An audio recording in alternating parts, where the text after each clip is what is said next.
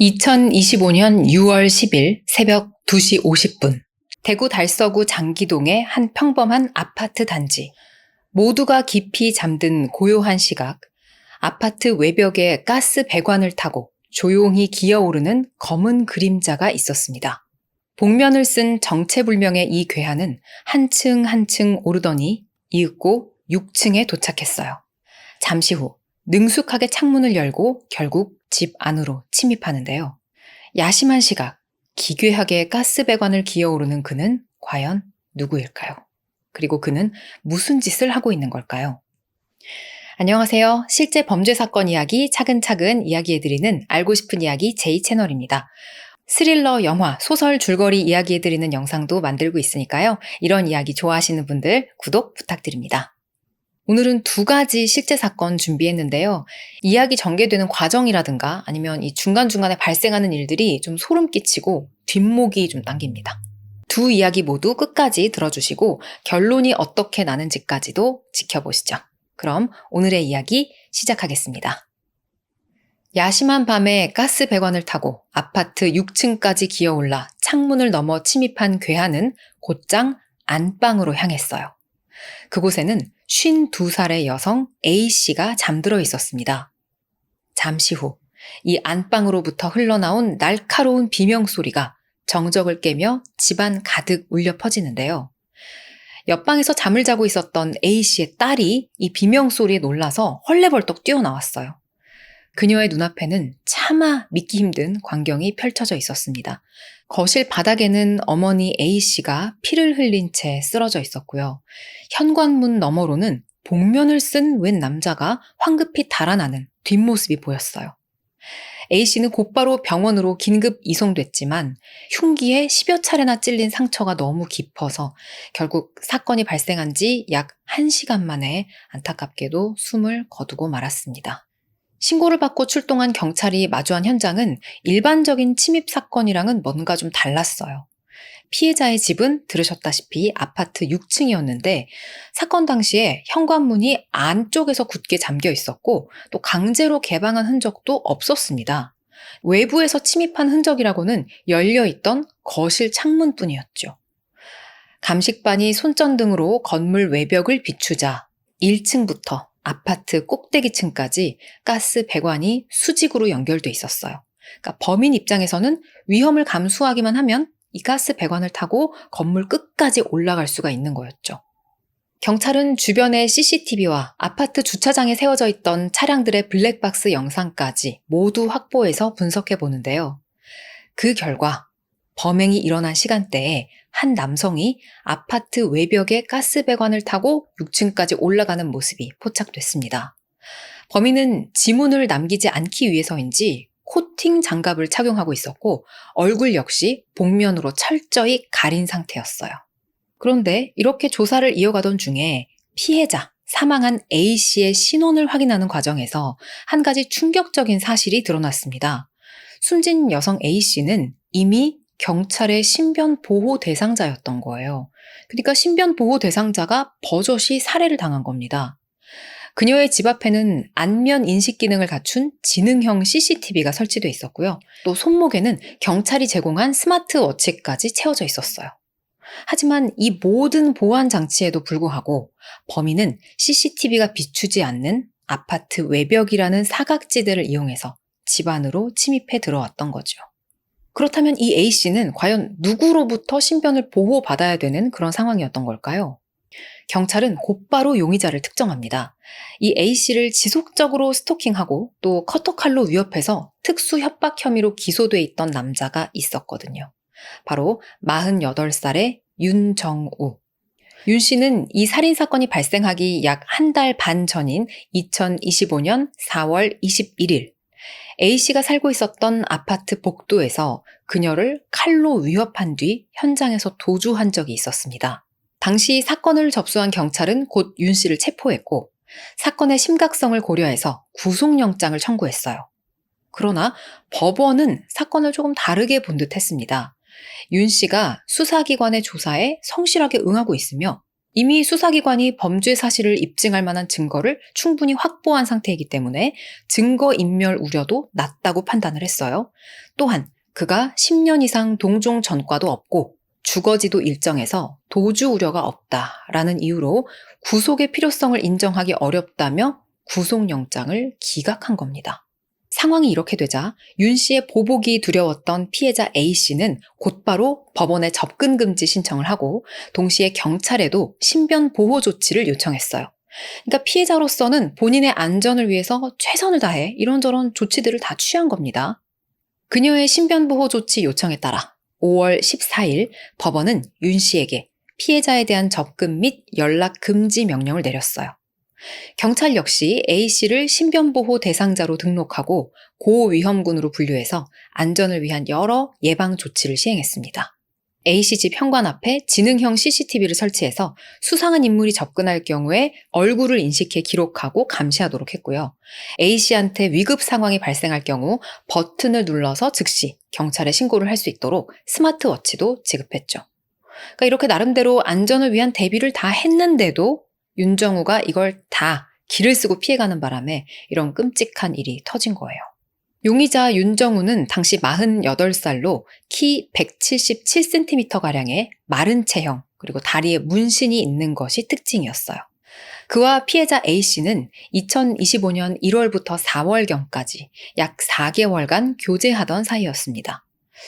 겉보기에는 평범한 연인처럼 보였을 수 있는데 사실 이 두 사람의 관계 이면에는 강압적인 통제와 집착이 자리하고 있었어요.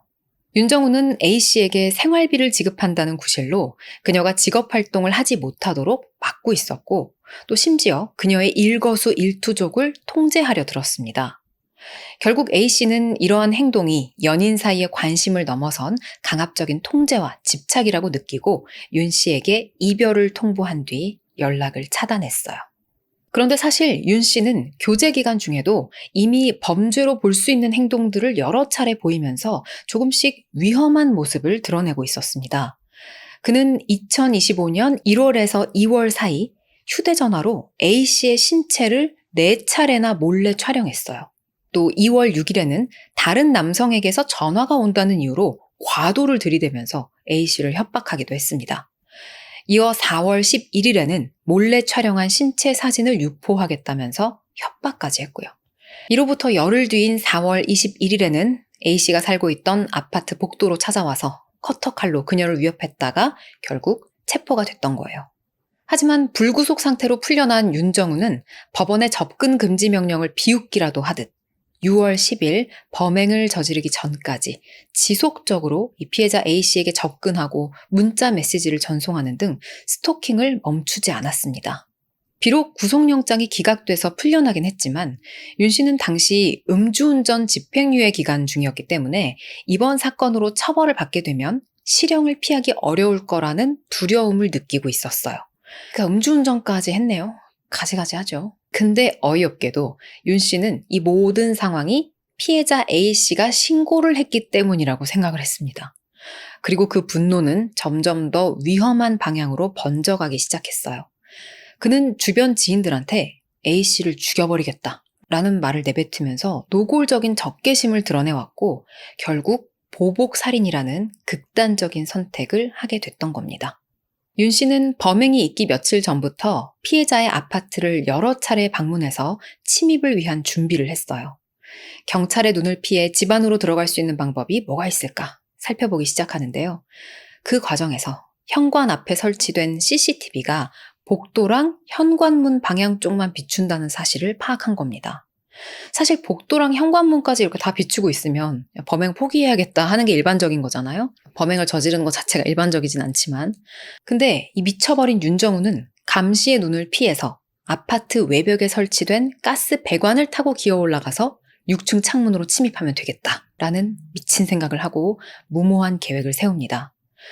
윤 씨는 자기 휴대폰으로 배관이 설치된 아파트 외벽을 직접 촬영해서 어떤 경로로 올라가야 되는지 분석을 하고 범행을 준비했어요. 또한 지문을 남기지 않기 위해서 코팅 장갑을 미리 구입하고 배관을 오르는 과정에서도 손이 미끄러지지 않도록 대비했습니다. 그리고 자신의 신원을 숨기기 위해서 얼굴을 가릴 복면까지 챙겼어요. 이후 주변에 목격자가 없고 경계가 가장 느슨해지는 새벽 3시경을 범행 시각으로 정해서 실행에 옮긴 거죠.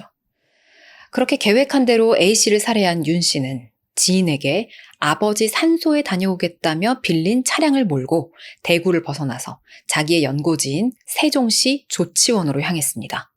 당시 이놈이 음주운전으로 집행유예 기간 중이었다고 했잖아요. 근데 9일하고 10일, 이틀 동안 무면허 상태로 무려 360km가 넘는 거리를 질주했어요. 세종시에 도착한 윤 씨는 경찰의 추적을 피하기 위해서 여러 가지 방법들을 시도하는데요.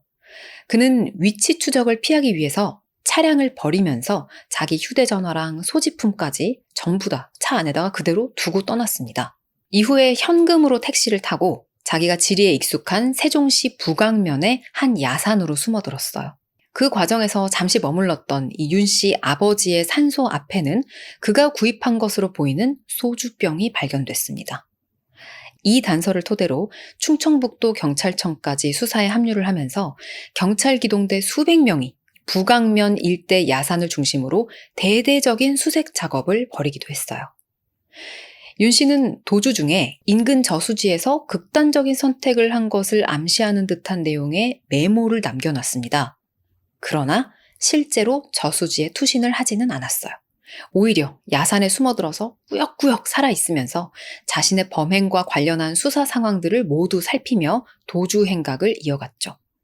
그가 실제로 극단적인 선택을 했을 가능성까지 다 고려해서 대대적인 수색 작업을 또 벌였습니다. 시체 찾으려고요. 사흘 동안 잠수부와 수색견, 드론까지 투입해서 저수지 일대를 집중 수색하는 등 상당한 수사력을 허비해야 됐어요.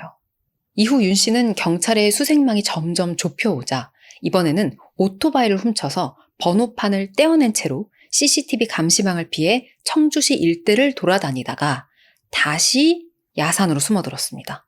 도주 나흘째인 6월 14일 야산에서 배고픔과 추위에 지친 윤정우는 결국 지인에게 연락해서 너무 춥고 배고프다. 돈 좀 빌려달라. 라며 도움을 요청하기에 이르는데요.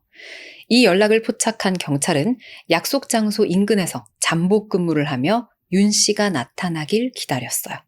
그리고 밤 10시 45분경 세종시 조치원읍의 한 컨테이너 창고 앞 잠복해 있던 형사들 앞에 윤정우가 모습을 드러냈습니다. 윤 씨는 체포될 당시에 별다른 저항 없이 지쳤다라며 자포자기하는 심정을 드러냈어요. 경찰의 신문에서 윤 씨는 이렇게 말했습니다. 내가 음주운전으로 집행유예 기간 중이었는데 피해자 A씨가 나를 특수협박 및 스토킹 혐의로 신고를 하니까 이 일로 집행유예가 취소되고 무거운 실형을 선고받게 될 거라는 두려움에 사로잡혔다. 그래서 범행을 결심하게 됐다. 뭐 이렇게 말도 안 되는 살해 동기를 털어놨고요. 살인을 저지른 사실 자체는 인정을 하면서도 근데 진짜로 보복할 목적은 없었다라며 자신의 범행이 A씨의 신고에 대한 앙심에서 비롯된 거는 아니라고 강조를 했어요. 그러니까 한마디로 그 신고 때문에 내가 두려워서 그런 거지 그 신고 때문에 화가 나서 그런 건 아니다. 이런 식으로 어떻게든 교묘하게 빠져나가려는 건데요. 아마도 형량이 훨씬 무거운 특가법상 보복살인 혐의를 피하기 위해서 의도적으로 보복 목적만은 절대 아니었다라고 주장하는 것으로 보였습니다. 심지어 그는 자신의 범죄를 반성하기는커녕 오히려 공권력이 나를 제대로 관리하지 못해서 이런 일이 벌어졌다라며 국가와 사법기관의 책임을 돌리는 뻔뻔한 모습을 보이기도 했어요. 그 뭐야, 지금 진작에 나를 구속했어야지 이런 말인 걸까요? 검찰은 윤 씨에게 보복살인 및 특수주거침입, 성폭력처벌법 위반, 특수협박, 스토킹처벌법 위반, 도로교통법 위반 등 총 7가지의 혐의를 적용해서 재판에 넘겼습니다. 자, 이놈 어떻게 될까요? 검찰은 이 사건을 단순 살인이 아니고 피해자의 신고에 앙심을 품고 저지른 치밀하고 잔혹한 보복 범죄, 또 범행 전에 아파트 외벽 가스배관을 살피면서 침입 경로까지 미리 구상을 하고 범행 도구도 사전에 다 준비를 한 뒤 인적이 드문 새벽 시간대를 골라 침입한 점 등을 들어서 계획 범죄로 규정합니다. 특히 윤 씨가 피해자를 10여 차례나 찔러 살해했고 이 참혹한 장면을 피해자의 딸이 직접 목격하게 함으로써 유족에게 평생 씻을 수 없는 고통을 안겨줬다는 점을 강하게 비난하며 사형을 구형합니다. 변호인은 당연히 보복범죄는 아니다 이런 식으로 주장을 했고요. 윤 씨가 교도소에서 반성문을 제출했거든요. 그래서 뭔가 반성하는 듯한 모습을 보이나 싶었는데 또 실제 법정에서는 범행의 원인을 사회 탓으로 돌리는 그런 발언을 이어가면서 그 반성의 진정성에 의문이 제기되기도 했습니다. 심리가 끝나고 재판부는 유족들이 겪고 있는 극심한 고통과 분노, 그리고 피고인이 유족으로부터 전혀 용서받지 못한 점 등을 종합적으로 고려해서 윤 씨에게 징역 40년을 선고했습니다. 또 출소 이후 20년간 위치 추적 전자장치 부착, 15년간 신상정보 등록 및 공개, 그리고 40시간의 성폭력 및 스토킹 치료 프로그램 이수를 함께 명령했어요. 검찰과 피고인 양측 모두 판결에 불복해서 곧바로 항소를 제기했는데요. 이후 대구고법에서 열린 2심 재판에서도 재판부는 윤 씨의 항고를 기각하고 2026년 4월 1일 원심인 징역 40년을 유지했습니다. 방금 전에 들으신 얘기보다 조금 더 심각하고 끔찍한 두 번째 이야기 시작할게요. 이것도 굉장히 유명한 사건인데요. 2015년 5월 31세의 남성 한 씨와 동갑내기 여성 김 씨가 우연한 계기를 통해서 서로 만납니다. 한 씨는 185cm, 훤칠한 키에 미국 영주권자로 한국에서는 유명 증권회사에서 근무를 하고 있었다고 하고요. 이 여성 김 씨는 강남에 있는 대형 치과에서 총괄 실장으로 일을 하고 있었어요. 이 두 사람은 만나자마자 서로에게 호감을 느꼈고 그렇게 바로 한 달 후부터 정식으로 교제를 시작합니다. 한 씨는 정말 스윗하고 좋은 남자친구였어요. 출퇴근할 때마다 다 데려다주고 데려오고 하면서 이 여자친구 김 씨를 아주 다정하고 살뜰하게 챙겼습니다. 주변의 모든 사람들이 부러워하는 그런 예쁜 커플의 모습이었죠. 이 김 씨 부모님을 같이 만나서 인사를 드리기도 할 정도로 두 사람은 정말 잘 만나고 있었어요. 그런데 시간이 지나면서 남자친구 한 씨의 집착이 점점 심해지기 시작합니다. 전화 통화를 하다가 주변이 조금 시끄러운 것 같으면 어디야? 누구랑 있어? 회사 동료랑 있어? 동료 누구? 남자도 있어? 근데 왜 미리 말 안 했어? 이렇게 꼬치꼬치 따져 묻기도 하고요. 여자친구의 모든 행동에 대한 통제를 하려고 들기 시작합니다. 김 씨는 남자친구가 감당이 안 될 정도로 막 연락을 퍼붓고 가끔 미친 듯이 화를 내도 이 남자 지금 가족들도 다 외국에 있고 자기 혼자 한국에서 외롭게 있는데 나라도 잘 받아줘야지. 이런 생각으로 남자친구를 나름대로 잘 보듬어 주려고 노력을 했어요. 하지만 누가 봐도 한 씨는 김 씨를 첫눈에 반하게 했었던 연애 초반의 그 사람과는 너무나도 다른 사람이 되어 있었습니다. 근데 다른 사람이 된 것 같은 느낌만 들었던 게 아니고요. 사실 진짜로 이 남자친구 한 씨는 김 씨가 알고 있던 것과 실제로 많이 다른 사람이기도 했어요. 초반에 한 씨가 자기를 유명 증권회사에 근무하는 사람이다라고 소개했었잖아요. 이쯤에 뭔가 이상한 낌새를 차린 김 씨가 그 회사에다 전화를 해봅니다. 전화해서 남자친구 이름을 대면서 거기 한 땡땡씨 근무하고 있나요? 이렇게 물어보는데 돌아온 대답이 그런 직원은 없는데요. 즉 남자친구 한 씨가 직장을 속였던 겁니다. 남자친구가 집착을 좀 하고 분노 조절을 잘 못하는 것 같았지만 그래도 잘 받아주려고 노력해왔던 김 씨. 하지만 신뢰가 무너지면서 이제는 더 이상 예전과 같은 그런 애정을 느끼기가 어려워졌어요. 두 사람 사이에 다툼도 더 잦아졌고 그렇게 갈등이 깊어져만 갑니다. 여자친구한테 직장도 속이고 잘 못해주고 있다는 걸 깨달았으면 지금부터라도 사과를 하고 솔직한 모습으로 잘 하려고 해도 될까 말까인데 한 씨는 적반하장의 태도로 나옵니다. 오히려 더 집착도 심하게 하고요. 그러면서 점점 더 많이 싸웠어요. 이걸 어떤 여자가 버틸 수 있을까요? 결국 2016년 2월 만난 지 약 8개월째 됐을 때 여자친구 김 씨가 참지 못하고 남자친구 한 씨에게 말합니다. 우리 생각할 시간을 좀 가졌으면 좋겠어. 그러니까 보통 이런 말을 하면 무슨 뜻이죠? 헤어지자는 의미죠. 네, 김 씨는 오랜 생각 끝에 남자친구 한 씨랑 헤어지기로 마음을 먹은 겁니다. 하지만 예상하셨다시피 한 씨는 이걸 받아들이지 못했어요. 수시로 전화를 하고 시도 때도 없이 문자를 보냅니다. 이때부터 김 씨에 대한 스토킹이 시작됐다고 볼 수 있겠죠. 어느 날은 한 씨가 전화가 오더니 대뜸 이런 말을 해요. 그 돈 네가 빌려준 거 갚을 테니까 만나자. 돈까지 빌렸어? 네. 갑자기 수술비가 필요하다면서 이 한 씨는 여자친구 김 씨에게 340만 원을 빌린 적이 있었습니다. 그냥 계좌번호 알려줄 테니까 거기로 보내 라고 했지만 이걸 또 굳이 만나자고 해서 결국 두 사람이 만났어요. 한 씨의 차 조수석에 탄 김 씨. 한 씨는 그렇게 김 씨를 태우고 가다가 갑자기 잠실대교 한가운데 뭐 어디 내려서 도망을 갈 수도 없는 그런 곳에 차를 탁 세우더니 무시무시한 말들을 늘어놓습니다. 이거 돈 나 너 못 주겠다. 나한테 주는 위자료라고 생각해. 내가 전에 만났던 여자친구 있었는데 내가 걔 죽이려다 실패했거든? 근데 다리는 부러뜨렸다. 근데 이번엔 실패하지 않을 거야. 너 나하고 헤어지잖아? 그럼 너는 물론이고 네 가족까지 전부 다 죽여버릴 거야. 상상만 해도 너무 끔찍하죠. 자상하고 직업도 좋은 남자인 줄 알았는데 직업은 거짓말로 속였고 다정하기는 개뿔, 집착에 폭력적인 성향까지. 김 씨는 큰 충격과 스트레스로 공포에 시달리면서 실어증까지 겪었어요. 언제 이놈이 나타날지 몰라서 출근도 못하고 있었습니다. 이렇게 남자 한 놈 잘못 만나서 일상이 다 무너져 버린 가운데 이 전 남자친구 한 씨는 김 씨에게 계속 미친 듯이 전화를 걸어왔어요. 그리고 전화를 받으면 막 이런 말들을 합니다. 내가 죽어줘야 너 날 믿을래? 내가 진짜로 나가서 죽어줬으면 좋겠어? 겁에 질린 김 씨가 그래도 최대한 좀 차분하게 그런 얘기를 왜 해? 이렇게 하면서 좀 달래보려고 해도 한 씨는 막무가내였어요. 더 틀어지게 만들지 마라 진짜. 서로 더 힘들어질 수 있다. 이런 식으로 계속 협박을 해댑니다.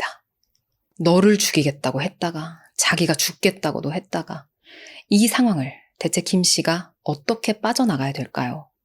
주변에 도움을 청해야 될까요? 아니면 경찰에 신고를 하는 게 좋을까요? 하지만 우리는 이제 이런 이야기들을 많이 접해서 알죠? 영화에도 맨날 나오잖아요. 특히 2010년대, 저 때는 실제로 폭행을 하거나 살인을 저지르기 전에는 저희 경찰이 해드릴 수 있는 게 별로 없습니다. 맨날 이랬잖아요. 이 시기에 스토킹은 그냥 경범죄, 벌금만 내면 되는 거, 그 정도로 인식됐었기 때문에 피해자도 마냥 그냥 법을 믿을 수만은 없었던 거예요. 신고를 한다고 해도 달라지는 게 많이 없을 테니까. 오히려 저 미친놈을 더 열받게 해서 자기가 더 다칠 수도 있고 또 나아가서 우리 가족한테도 피해가 갈 수 있으니까 이런 생각이었던 거죠. 자, 김 씨는 얼마 후부터 다시 출근을 하기 시작합니다. 직장에도 계속 피해를 줄 수는 없으니까요. 출근을 해서는 최대한 지금 겪고 있는 그런 상황, 고통스러운 마음들을 티내지 않고 덤덤하게 행동하려고 노력했습니다. 그 노력을 하는 거지 김 씨가 진짜로 괜찮았겠어요. 하지만 어디서 또 귀신같이 이 김 씨를 지켜본 한 씨가 전화를 걸어와서는 또 속 뒤집어지는 소리를 쏟아냅니다. 내가 여기 큰 길가 쪽에 쭉 서가지고 너 그 건물 안에 있는 거 봤는데 반지도 안 끼고 있고 뭐 그냥 주스 마시면서 휴대폰 보면서 진짜 멀쩡하고 아무렇지도 않아 보이더라. 난 잠도 못 자고 아무것도 못 먹겠는데 나는 너한테 진짜 아무것도 아니었니? 너 절대 행복하지 못해. 자, 이제는 진짜 선을 넘어도 한참 넘었고 위험한 수준에 달했어요. 김 씨의 아버지까지 나서서 김 씨가 출근할 때 함께 해줍니다. 참 아이러니죠. 예전에는 남자친구 한 씨가 다정하게 출퇴근길에 김 씨를 데려다주고 그랬었는데 이제 그 남자친구 놈 때문에 김 씨 아버지가 딸을 데려다줘야 되는 그런 상황이 된 거예요. 근데 딸내미 출퇴근길 함께 하는 거? 뭐 좋다 이거예요. 근데 지금 이게 취미로 재밌어서 하는 게 아니잖아요. 심지어 사실 이 김 씨의 아버지는 위암 수술 때문에 운동을 하셔야 됐는데 본인의 건강보다 지금 딸의 안전을 더 신경 써야 되는 상황이 된 거죠. 대체 언제까지 이래야 되는 건가? 다른 방법은 정말 없는 것일까? 결국 김 씨 아버지는 한 씨를 직접 만나야겠다고 결심을 합니다. 우리 딸은 자네랑 헤어지기를 원하니까 이제 그만해라. 이렇게 술 한잔을 하면서 최대한 좋게 이야기를 하고 타일러서 한 씨를 돌려보냈대요. 자, 과연 한 씨가 이 아버지 말씀을 들어 먹었을까요? 다행히도 그런 것 같았습니다. 한동안 이 김 씨를 괴롭히던 그 연락들이 뚝 끊겼어요. 얼마 후 상황이 어느 정도 호전됐다고 생각한 김 씨는 잠시 집 바깥쪽을 둘러보다가 전 남친 한 씨의 차량을 발견합니다. 이놈이 김 씨와 가족들이 사는 아파트에 또 찾아온 거예요. 가슴이 철렁 내려앉는 김 씨. 하지만 한 씨는 차에 타고 있지 않았어요. 대체 어디 있는 걸까? 그때 맞은편 건물의 옥상에서 자신을 감시하고 있던 한 씨를 발견합니다. 진짜 징글징글하죠. 김 씨는 결국 한 씨와 다시 연락을 하면서 직접 만납니다. 인연을 이어가려고 만난 게 아니고 진짜 이번엔 더 확실하게 다시 한번 우리는 정말 끝난 거야 라고 못을 박았어요. 자, 며칠 후 또다시 전화가 걸려옵니다. 근데 이번에는 한 씨가 되게 거친 숨을 몰아쉬면서 막 헉헉거리고 있어요. 네가 원하는 게 이런 거지? 지금도 장난 같아? 겁에 질린 김 씨가 뭔데 어딘데 하고 묻자 놈이 대답합니다. 복도야, 니네 집 앞. 김 씨는 깜짝 놀라서 집에 같이 있던 아빠한테 아빠 얘 밖에 있나 봐 얼른 좀 나가봐 하고 부탁을 해요. 그러니까 혹시라도 막 뭐 복도에서 뛰어내리기라도 하거나 그런 나쁜 선택을 할까 봐 걱정이 됐던 거예요. 근데 막상 나가보니까 문 밖에는 아무도 없었어요. 이게 뭐야? 우왕좌왕 하던 순간 또 전화가 옵니다. 야, 아버지 나오니까 좋아? 좋냐고. 정말 위험해 보이죠? 언제쯤 제풀에 지쳐서 나가 떨어질까요? 며칠 후 드디어 끝이 보이나 싶은 문자가 한 통 옵니다. 잘 있어요, 내 사랑. 뭔가 왠지 소름 끼치긴 하지만 이제는 한 씨도 좀 포기를 한 것 같다라는 느낌이 좀 들죠? 그렇게 한 달의 시간이 흘렀어요. 김 씨의 출퇴근을 함께하느라 2개월째 운동을 못하고 있던 아버지. 김 씨는 이제는 진짜 괜찮겠지 싶어서 아빠한테 이제 운동 가시라고 얘기를 합니다. 김 씨가 집에 있던 거기 때문에 아버지도 이날은 안심을 하고 진짜 오랜만에 운동을 하러 집을 나섰어요. 그렇게 집에 홀로 남은 김 씨. 하지만 불길한 예감은 빗나가질 않죠. 2016년 4월 19일 오전 10시 50분경 김 씨의 아버지가 외출한 직후 한 대의 오토바이가 김 씨의 아파트로 들어섭니다. 정장을 입고 가방을 들고 있던 한 씨는 익숙하게 아파트 입구에 있는 우편함을 한번 쓱 살펴보고는 계단을 통해 김 씨의 집으로 찾아갔어요. 그로부터 약 1시간 뒤인 낮 12시. 아파트 경비원이 여느 때처럼 단지 안을 살피면서 주차장을 지나고 있었는데 살려주세요! 갑자기 한 여자가 막 소리를 지르면서 맨발로 아파트에서 뛰쳐나옵니다. 예상하신 대로 김 씨였어요. 그리고 그 뒤를 한 남자가 미친 듯이 쫓아오는데 한 씨였겠죠.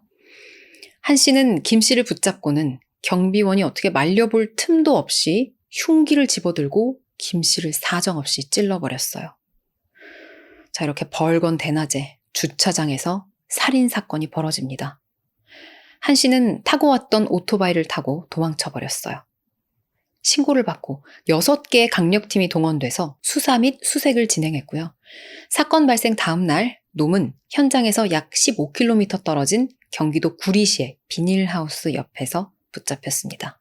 경찰에 붙잡힌 놈은 죽일 생각은 없었습니다. 라고 말하면서 그녀 앞에서 내가 자살을 하려고 찾아간 거였다. 근데 갑자기 도망을 가는 바람에 우발적으로 이렇게 됐다. 라고 주장을 해요. 하지만 이놈이 김 씨의 집에다가 증거를 떡하니 남겨놓은 게 있는데 가방이었거든요. 그 가방에 든 물건이 이것이 결코 우발적 살인이 아니라는 증거가 됩니다. 칼, 나일론 끈, 넥타이, 로프, 면수건, 테이프, 바카스 병 안에 든 염산까지. 누가 봐도 이건 작정을 하고 간 거죠. 그런데도 이놈은 김 씨 집에서 있었던 일이나 살인을 저질렀던 거, 도주 과정까지 기억이 잘 안 난다라고 발뺌을 하기도 하고요. 나중에는 살해 사실을 인정하긴 했는데 너무 사랑해서 그랬다라고 말도 안 되는 개소리를 합니다. 자, 이제 재판해야죠. 피해자 김 씨의 부모님은 시간이 나는 대로 시민들에게 탄원서와 서명을 받고 1인 시위도 이어갔어요. 이렇게 모인 탄원서만 무려 3만 8천여 통에 육박했다고 합니다. 한 씨 이놈은 변호사를 무려 4명이나 선임을 하면서 자기도 나름대로 대비를 하는데 그래도 죗값은 받아야죠. 검찰은 1심에서 한 씨에게 사형을 구형했고요. 재판부는 무기징역을 선고했습니다. 죄 지은 놈이 영원히 사회에서 격리가 되기는 했지만 한창 젊은 나이에 삶을 빼앗긴 피해자의 한을 풀어주기에는 역부족이라는 생각이 들 수밖에 없네요. 첫 번째 사건, 두 번째 사건 모두 피해자 유족분들께 깊은 위로의 마음을 전합니다. 오늘 이야기는 여기까지입니다.